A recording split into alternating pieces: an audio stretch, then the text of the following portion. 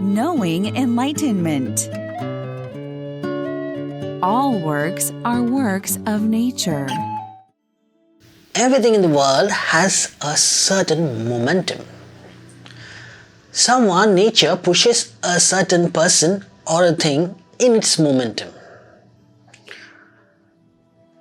People do think they are doing things, but their tiny effort, what they are doing, more than that, there is already a large force which pushes you to do things.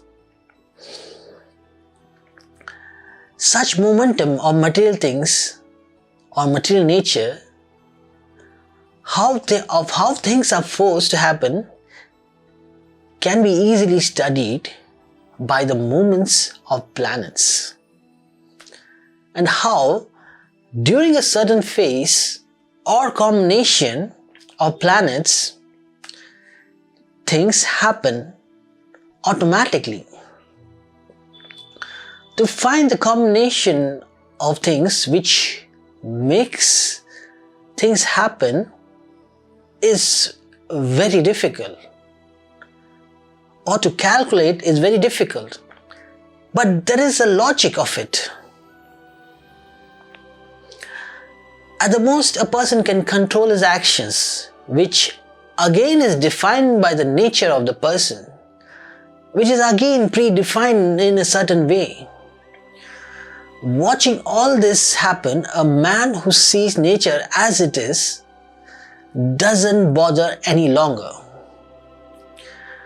As things are happening dynamically, and it is best when the person is watching,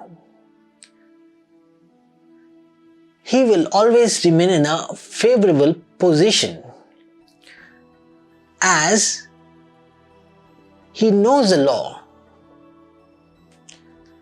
If a person is in the side of natural law, he will be always in a favorable position.